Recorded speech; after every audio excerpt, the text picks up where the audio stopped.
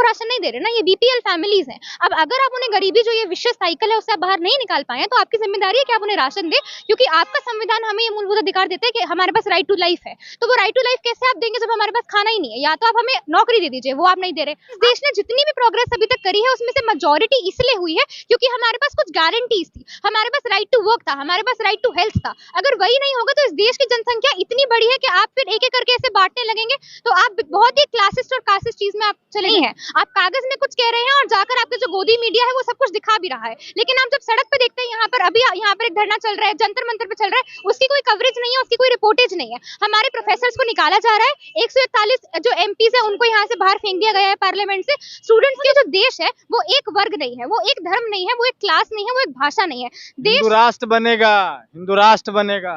ये तो फिर एक बहुत बड़ा भ्रम उन लोगों का है जिनको बिल्कुल यकीन नहीं है इस संविधान की सत्ता में। बुलडोजर की जो बात हो रही है, तो बुलडोजर हमें ये भी देखना है कि वो बुलडोजर सिर्फ वो नहीं है जो मुसलमान लोगों के घरों पे चलाया जा रहा है।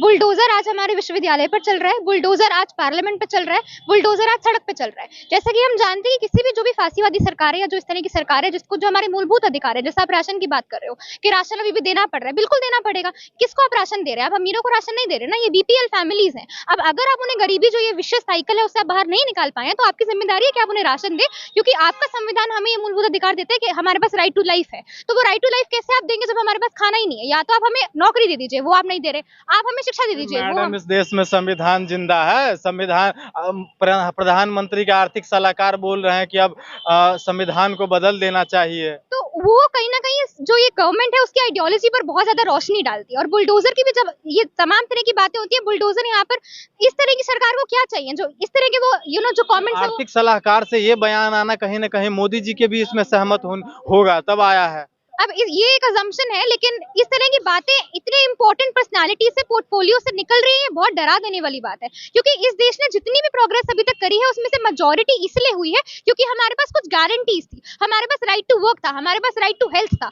अगर वही नहीं होगा तो इस देश की जनसंख्या इतनी बड़ी है कि आप फिर एक एक करके ऐसे बांटने लगेंगे तो आप बहुत ही क्लासिस्ट और कासिस्ट चीज में आप चले जाएंगे आगे। मोदी जी भी तो कह रहे हैं कि मोदी की गारंटी है।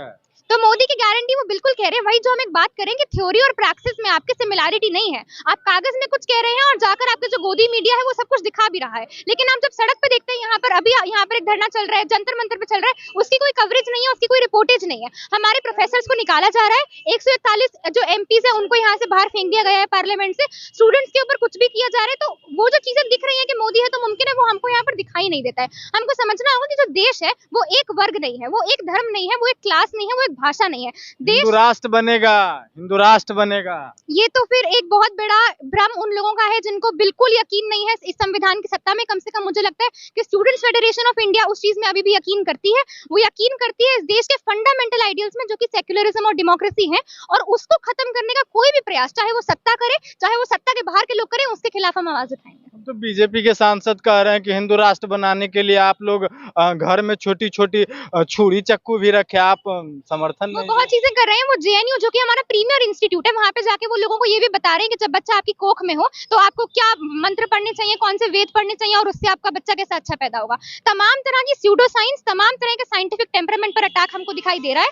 और जब आप शिक्षा अपनी खराब करेंगे, जब आप हेल्थ केयर अपना खराब करेंगे, जब आप एम्प्लॉयमेंट अपना खराब करेंगे, तो जो देश का जो फ्यूचर है कहीं ना कहीं वो पूरा यहाँ पर खराब होता हुआ दिखाई दे रहा है। आप हिंदू राष्ट्र को समर्थन नहीं दे रहे हैं? ये देश मेरे लिए, मैं इस देश से बेशुमार प्यार करती हूँ, क्योंकि ये देश किसी भी धर्म के आधार पर, जाति के आधार पर या लिंग के आधार पर किसी से डिस्क्रिमिनेट नहीं करता।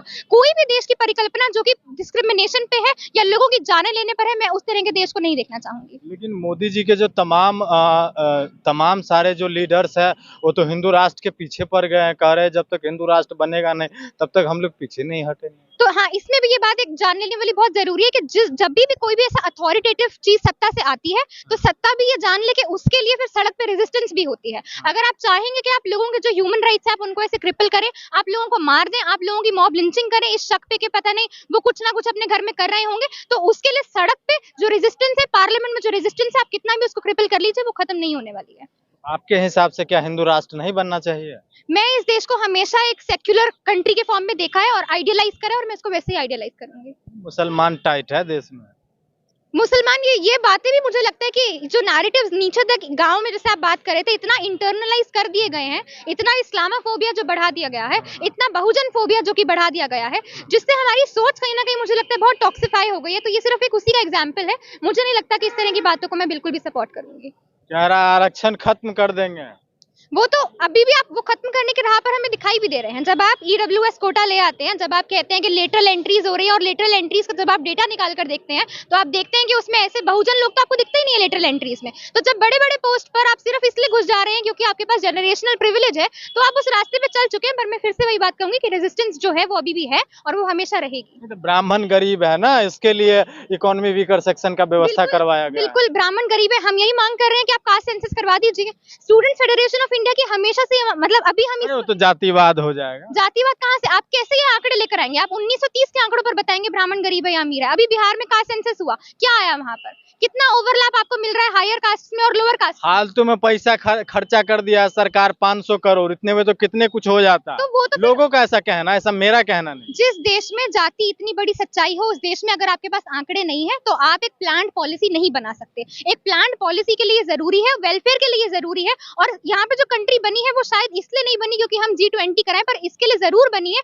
कि हर एक सिटीजन का वेलफेयर हम इंश्योर करें। अगर आप वो सिटीजन वेलफेयर में आपको पैसा दिखाई दे रहा है और बाकी जगह पे नहीं दिखाई दे रहा, तो ये बहुत ही नाराजगी वाली बात है। एक मिनट में क्या लग रहा है जिस तरह से जातिवाद हाविज है ये पूरे देश पे, और जो बिहार सरकार ने जातीय जनगणना करवाया है और तमाम सवर्ण समाज के जो लोग हैं वो कह रहे हैं कि नहीं 500 करोड़ रुपए जो खर्चा किया है बिहार सरकार ने वो व्यर्थ खर्चा किया है, आपके नजरिए से क्या?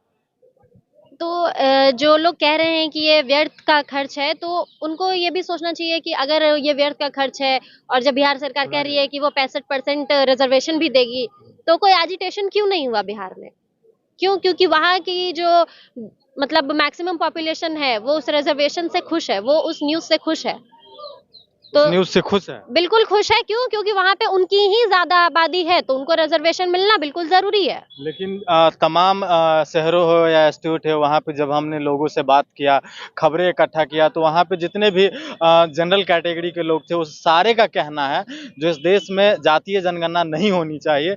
जातिगत जनगणना एक मतलब गलत डिसीजन है।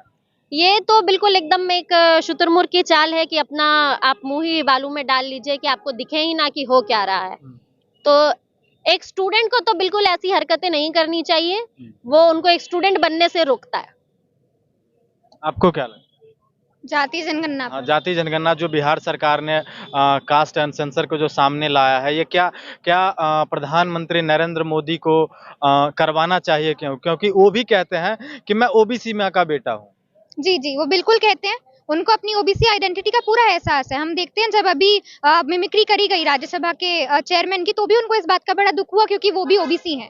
पर वो ये नहीं देखते कि ये जो 141 एमपीस उन्होंने उठा के बाहर फेंके हैं उनमें कितने दलित, कितने आदिवासी और कितने ओबीसी हैं। उनका वो एहसास बहुत सिलेक्टिव है। खैर, उसके अलावा मुझे लगता है कि कास्ट सेंसस बहुत जरूरी है क्योंकि हमारे नजर में यानी विजिबिलिटी और रिप्रेजेंटेशन में जो फर्क है, हमको दिखाई हर जगह पर ये देता है कि हर जगह पे जो है वो कहीं ना कहीं सवर्ण लोग हैं। लेकिन at the end of the day जो रियलिटी है, जो सच्चे आंकड़े हैं, वो हमारे सामने नहीं आ पा रहे हैं क्योंकि इतने सालों से कास्ट सेंसस हुआ ही नहीं है। हमें ये जानना बहुत जरूरी है कि जब बिहार में जैसे हमने देखने को मिला कि अगर 85% लोग बहुजन है, तो ऐसा क्यों है कि आपके जितने जो ये बड़े बड़े पोस्ट हैं या आपके जो सेक्रेटरी लेवल पे जो रैंक्स है, हाईएस्ट पोस्ट है, उस पे सारे सवर्ण या मोस्टली बहुजन तो बाल काटने के लिए पैदा हुआ है, जूते साफ करने के मुझे लिए। लगता है ये बहुत ही मनुवादी सोच है। इस तरह का इंडिया जो कि एक मॉडर्न इंडिया, जो कि मोदी जी भी कहते हैं कि ये नया भारत है, मुझे लगता है वो मॉडर्न आइडियल्स पे बेस्ड बाल नहीं काटेंगे तो सवर्णों का फिर बाल कौन काटेगा? जूते कौन साफ करेगा? दूध कौन लाएगा? सवाल तो ये भी बनता है ना। तो इस सवाल का जवाब भी शायद उसी मनोवादी सोच से हमको मिला जिसके लिए हम देख रहे हैं कि आज हमारी कंट्री की हालत क्या है। हम बोल रहे हैं कि हम विश्वगुरु बन गए हैं, पर हम जानते हैं कि आप पूछ रहे थे अभी आंकड़ों का, आप कोई आंकड़े वर्ल्ड के उठा के देख लीजिए, आप अमेरिका की रिलीजियस फ्रीडम रिपोर्ट उठा के देख लीजिए, आप अभी प्रेस की बात कर रहे थे, प्रेस अच्छा काम कर रही है, प्रेस फ्रीडम इंडेक्स उठा के देख लीजिए, शर्मनाक आंकड़े, शर्मनाक रैंक इस देश की हर एक आपको इंडेक्स में दिख जाएगी। तो वो इसलिए हो रहा है क्योंकि ये जो मनोवादी सोच है, इससे हम अभी कहीं ना कहीं जो है वो छुटकारा नहीं पा रहे हैं। तो वो तभी होगा जब आंकड़े सामने होंगे, उसके आधार पर कोई मूवमेंट बिल्ड होगी, उसके आधार पर डिमांड्स रखी जाएंगी और उसके आधार पर न्याय की मांग होगी। क्या लग रहा है जो आपने कहा है विपक्ष जब सत्ता में आ जाएगी तो क्या ये सब चीजें हो पाना संभव है? हमें विपक्ष से जो अभी इंडिया अलायंस बना है उससे बिल्कुल ये उम्मीद है कि हाँ, जिस तरह की जो इररिप्लेसेबल एक डैमेज हो चुका है इस देश को, उसको कहीं ना कहीं मिटिगेट किया जाए, उसको कहीं ना कहीं सही किया जाए, इतनी नफरत का माहौल जो बन चुका है वो थोड़ा कम किया जाए। ये सब उम्मीदें हम जो पूरी छात्र कम्युनिटी है उसको। इंडिया गठबंधन को तो अब ठगबंधन बता रहे हैं बीजेपी वाले। तो वो उनका प्रोपेगेंडा है, मुझे लगता है उनका काम है, वो कुछ काम अच्छे कर लेते हैं, उनमें से एक है। राहुल गांधी पप्पू है। वो भी उनका, और मुझे लगता है कि ये भी बहुत शर्मनाक चीज है कि आपको जब अपने विपक्ष से सवाल पूछना है या उसकी कमियां गिनानी है, तो आप उसकी कमियां गिनाने की जगह आप उसको ऐसे नाम देते हैं या आप उनका चरित्र हरण करने लग जाते हैं। तो इस लेवल पर आपको गिरना पड़ रहा है, ये बहुत कुछ दिखाता है कि आपकी जो सोच है वो किस स्तर पर काम कर रही है। मोदी के अलावा दूसरा इस देश में प्रधानमंत्री का चेहरा नहीं है। चेहरे की जहां तक बात है, मुझे लगता है कि इंडिया अलायंस के हर एक लीडर ने इसका जवाब दे दिया है कि इस देश में जब डेमोक्रेसी होती है, हमारा एक मल्टी पार्टी सिस्टम है, हमारा कोई ये नहीं है कि आप ट्रम्प चुन लीजिए, आप बाइडेन चुन लीजिए, ऐसा हमारे देश में नहीं है। ये देश बहुत डाइवर्स और बहुत कॉम्प्रिहेंसिव है। हमें हमारी रिप्रेजेंटेशन चाहिए, हमें ऐसे रिप्रेजेंटेटिव चाहिए जो कि पार्लियामेंट में जाके हमारे लिए आवाज उठा सके। कल को जाकर मेरी विमेन मिनिस्टर ये ना बोले कि औरतों को पीरियड्स होते हैं पर वो कोई पैरालिसिस नहीं है। ऐसे मंत्रियों की हमें जरूरत नहीं है। बीजेपी का नेता तो कह रहे हैं कि विपक्ष के पास कोई बड़ा चेहरा नहीं है, मायावती चोर है, अखिलेश चोर है, लालू यादव चोर है, और हम लोग जो मेहनत किए हैं तो मनरेगा में मजदूरी करके इतना बड़ा साम्राज्य खड़ा किया। मुझे लगता है कि चेहरे के ऊपर इलेक्शंस नहीं जीते जाते, इलेक्शंस जीते जाते हैं वोट पावर पे।